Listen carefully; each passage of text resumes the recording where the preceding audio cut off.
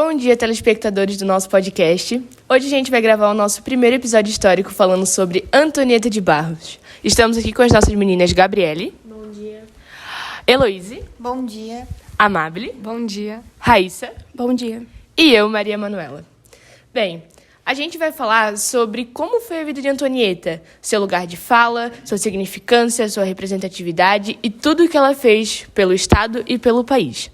A década de 30 foi conhecida como os anos de reviravolta, tanto social, econômica e política. Tantas coisas estavam acontecendo no planeta, inclusive a queda da Bolsa de Nova York, que foi uma das coisas que mais impactou em tudo o que estava acontecendo. A República Café com Leite estava em crise. A velha história de sempre. Os fazendeiros grandes tinham um acordo e ficavam se revezando no poder.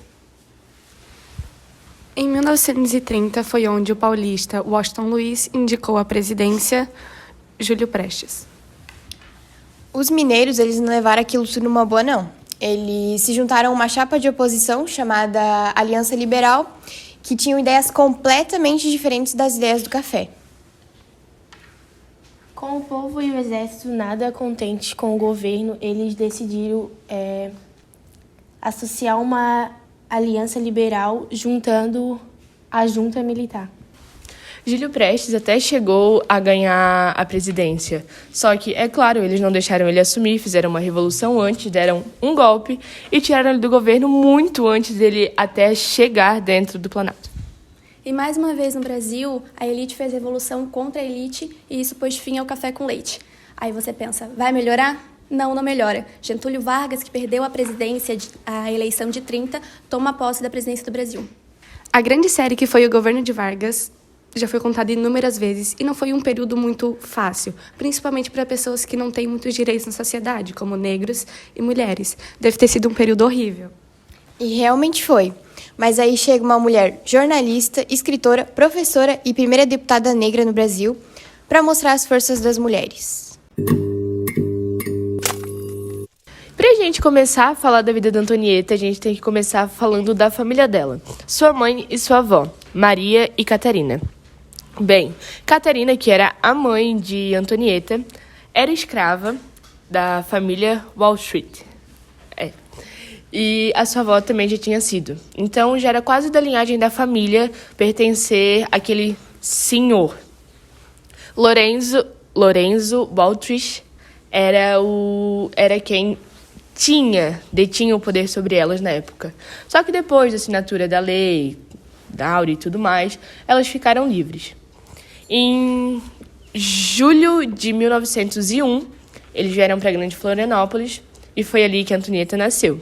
Além de Antonieta, tiveram mais 3 filhos, Cristalino, Maria e Leonora. Todos se chamavam Waltrich, o nome do senhor que eles tinham antes. Mesmo a mãe não trabalhando mais na casa, sendo escrava, eles ainda usavam esse sobrenome. Com a passagem do tempo, com tudo mudando, eles também foram mudando o sobrenome. De Waltrich passaram para Barros, que era o sobrenome da mãe, que era adotado da família e não do próprio senhor que eles trabalhavam. Bem, Antonieta começou a estudar com 5 anos numa escola particular. Eles imaginam que é porque o patrão da mãe, que já trabalhava em outra casa, pagava. Só que depois disso, ela decidiu ir para ensino público. Ela estudou até os 20 anos e depois se formou como professora. Antonieta é dada como a única da família que fez faculdade, mas na verdade teve ela e Leonora, que era a filha mais nova, a caçula da família, que também fez faculdade, também se formou como professora, ambas pedagogas, que mais tarde se juntaram para fazer uma instituição, podendo-se dizer assim. A instituição se chamava Curso Particular Antonieta de Barros para Crianças e Adultos. Era feito na casa delas mesmo. Elas trabalhavam, ajudavam uma a outra, tinham um intuito simplesmente pedagógico, toda a vida, não lucrando, não pensando em fundos para nada. Elas só queriam educar, ensinar e amar. Elas eram pessoas de ótimo coração, sempre tiveram isso com elas, que elas queriam ensinar o mundo, que para elas era o que fazia diferença. Já dá para ver aí que elas eram pessoas de ótimo coração, pessoas que realmente vieram para fazer diferença. Por incrível que pareça, a Antonieta, desde nova, sempre foi de Florianópolis. A mãe, até no começo da história toda, era de Lages, mas veio ganhar ela aqui, na capital. E a casa que elas moravam, que foi onde foi feito o cursinho, também era da família e também era da Grande Florianópolis. Antonieta trabalhou sua vida inteira no cursinho que ela fez na própria casa. Só que em 1945, quando ela já estava ali quase na metade da vida, eles chamaram ela para trabalhar na Fundação de Ensino de Florianópolis. Porque, é óbvio, eles perceberam que ela começou a tomar nome, que ela começou a ter representatividade no meio social, que ela era uma ótima professora que sempre foi muito condecorada, sem problemas nenhum. Tanto a Antonieta como a irmã eram muito, muito, muito queridas, eram amores de pessoas. Elas, bem, não é à toa que ela é lembrada até hoje como exemplo de ser humano, né? Eu acho que ela foi uma mulher, assim, sem igual no nosso contexto. Não dá pra acreditar, às vezes, que ela seja de Santa Catarina. Tipo, daqui de Florianópolis, gente. Ela é um exemplo dentro do estado, realmente. Além da carreira no magistério, a Antonieta atuou como escritora e jornalista. Ela se destacou pela sua dedicação aos estudos, pela sua coragem em expressar suas ideias, por ter conquistado um espaço na imprensa e por opinar sobre os mais diversos assuntos que você pode imaginar. E, principalmente, por defender as pessoas que eram mais inferiores na sociedade e por pautar tanto a educação, que naquela época a gente sabe que era bem precária. Em uma época em que a mulher ela não tinha liberdade de expressão. A Antonieta iniciou no jornalismo em 1920 e ela fundou e dirigiu o jornal A Semana. Então, além de ela ser escritora, ela fundou o seu próprio jornal e ela também dirigiu o periódico Vida e Lhoa. As crônicas da Antonieta traziam muito as opiniões e ideias dela, principalmente no meio político, na educação, nos direitos das mulheres e como elas eram retratadas na sociedade naquela época, e também sobre a questão racial. Antonieta escreveu inúmeros artigos para jornais locais e também escreveu um livro, Farrapo de Ideias, que ela utilizava o pseudônimo de Maria da Ilha. Os lucros da primeira edição do livro que ela escreveu foram doados para a construção de uma escola que abrigava os filhos de pais que foram rejeitados e afastados da sociedade por terem lepra. E, por último, ela fez parte do Conselho Deliberativo da Associação de Imprensa de Santa Catarina. Em 1934 foi a primeira eleição onde mulheres poderiam votar e ser eleitas também. Foi onde Antonieta se candidatou e já foi eleita, primeira deputada do Brasil, não somente do estado de Santa Catarina. E ela atuou dentro do Congresso até 1937, que foi onde ocorreu o golpe de Vargas e ela teve que sair. E acabou voltando em 1947. Em 1948, no seu primeiro ano do seu segundo mandato, ela já instituiu a lei do Dia do Professor no estado de Santa Catarina, um feriado nacional. Eu lembro que ali, tanto quando ela entrou no Congresso, tanto na vida como diretora ali no Instituto de Florianópolis, ela sempre prezava pelo quê? Pelo bem do professor e do aluno. Sim. Toda a vida. A falta de sempre. reconhecimento que eles têm, né? Exatamente, ela sempre prezou pelo reconhecimento. Tipo assim, eu acho que hoje em dia, não só em Santa Catarina, mas também no Brasil, o professor passa por tanta coisa, né, todo dia. E aí, ela ter reconhecido isso antigamente, tipo, no começo de tudo. Que ela trabalhou por muito tempo como professora na própria instituição. Exatamente. Então, ela sabe a falta de reconhecimento que os professores têm. Exato. Ali na fundação, na instituição, a primeira coisa que ela começou a fazer foi mudar o modo de administração nas escolas, que hoje em dia ainda é usado como modelo para as escolas atuarem. Tipo assim, gente, isso foi em 1945. Ela foi uma pessoa muito importante. Olha só, tem um feriado. Heroína, né? Ela instituiu um feriado. Ela é uma pessoa que ela fez sem igual. Sem igual, com certeza. Bom, a Antonieta de Barros ela veio a falecer no dia 28 de março de 1952, aos seus 50 anos, devido a problemas de diabetes. Antonieta de Barros foi sepultada no cemitério São Francisco de Ases, em Florianópolis, mais conhecido como Cemitério Itacurubi. A Antonieta de Barros, ela nunca se casou. Ela sempre foi uma mulher muito religiosa, tanto que ela foi considerada uma mulher devota a Nosso Senhor dos Passos. Em Florianópolis fizeram uma homenagem a ela, um mural. O mural tinha 32 metros de altura, foi num prédio, e 9 metros de largura, e ele demorou 10 dias para ficar pronta. Esse mural ele foi feito por 2 artistas, chamado Thiago Valde e Tuane Ferreira. Tem uma coisa interessante quando ela falou ali que ela não foi casada. Eu achava que era por conta que ela simplesmente não se apaixonou por ninguém, não aconteceu nada de interessante, que ela não quis ficar com ninguém.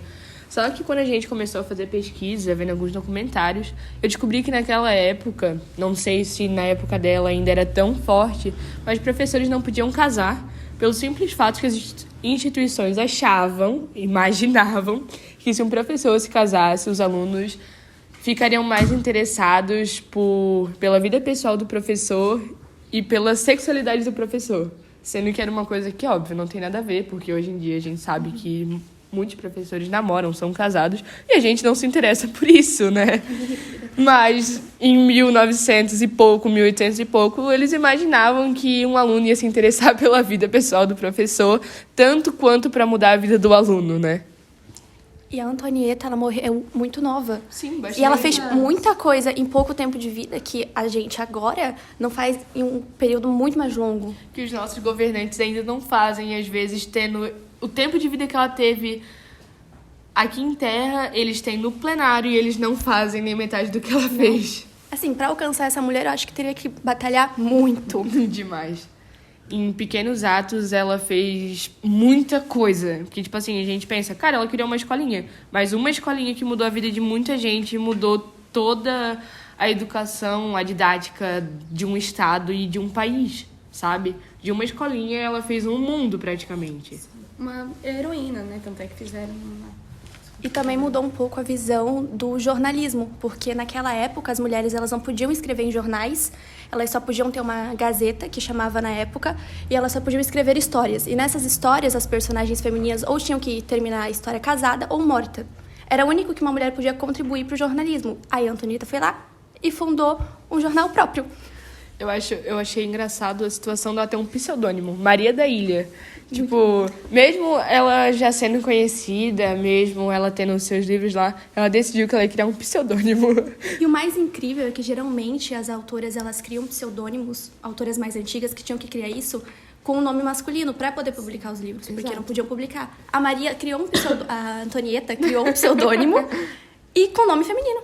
Ela sempre foi diferente. reconhecida também. A gente tem que dar importância, claro, porque além de ser mulher, ela era uma mulher negra.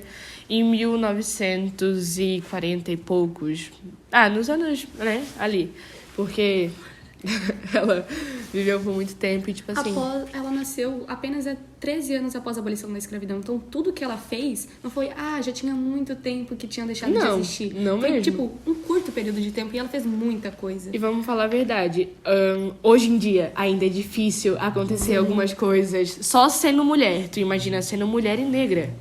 Gente, hoje em dia é difícil uma pessoa arrumar trabalho, só pela cor da pele. Sim. Vocês imaginam ela ter o reconhecimento que ela teve dentro da governança do Estado? E o fato de que ela viveu 13 anos depois da abolição, mas a abolição no papel. Porque na questão da sociedade ainda tinha uma escravidão. Sim, tipo, a família dela tinha o sobrenome do senhor que eles serviam. Tipo, não é uma coisa ok, sabe? Provavelmente a gente não sabe, não tem registro nenhum do pai dela, de pais, porque a gente não sabe se foi um ou se foi dois, porque tinham mais filhos, né?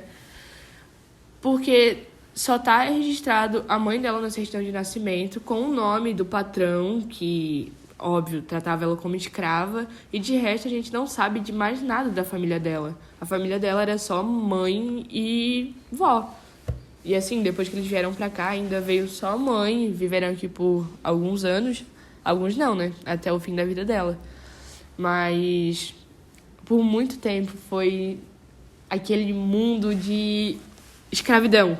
E aí, do nada, ela sai daquilo e já sai estourando e barreira pra ela nunca existiu. Ela foi uma mulher foda. A sociedade impunhava um limite pra ela. Não, tu vai até aqui. Ela, vou nada, eu vou até lá. Exato. Ela botou limite na sociedade, mandou em não mim, foi é a isso? sociedade que botou limite nela. Foi muito isso, sabe? Ela olhou pra sociedade, não, meu amigo, eu que vou te botar um limite, não é tu que vai botar um limite em mim. Não é homem que vai me fazer sentar, vamos dizer Isso assim. é uma coisa ainda, a questão dela conseguir fazer as coisas que ela fez no estado de Santa Catarina, que é um estado tão preconceituoso, né? Sim. Até hoje. E é um estado muito preconceituoso, sem dúvida nenhuma. Então, a Antonieta viver aqui, aí naquela época a gente ainda pensa que 18 vezes pior. E de verdade. Ela foi diferenciada. Ela foi Uma verdadeira guerreira. com certeza. Ela conquistou o espaço dela, tipo, ela não esperou por ninguém. Ela foi lá e ela fez com as próprias mãos. O mais incrível é pensar no lugar que ela chegou, sendo que ela começou na simples casa dela, dando aulinha. Entendeu? Todo mundo pensa assim, a gente, o que eu vou fazer um ato grandioso? Não precisa ser um ato grandioso. Faz uma coisa pequena. Pequenas Exato. ações vão caminhando para grandes atos. E outra coisa, a gente pensa muito em grandes nomes, até fora do Brasil ou de outros estados, grandes nomes que tem dentro da história, mas a gente não para olhar o quantas mulheres fortes tiveram aqui na nossa própria terra. Sim. Outro fato. Ela foi a primeira mulher negra a assumir o cargo no legislativo. Só que o primeiro cargo eletivo legislativo de Santa Catarina foi uma prefeita em Lages, em 1920. Uma mulher no cargo de prefeita de Lages. Mesmo sem poder votar. É, exatamente. Mesmo sem poder votar, eles botaram uma mulher no poder. Lages e suas histórias. Exato. Na Santa Catarina e suas histórias, né? Que a gente sempre vai achar alguma coisa do tipo. Finalizamos, meninas? Finalizamos. Bom, esse foi o nosso podcast de hoje sobre Antonieta de Barros. Espero que quem veja adore. Espero que vocês, meninas, tenham adorado a experiência de estar aqui. Muito. E também a experiência de conhecer essa mulher grandiosa que foi a Antonieta.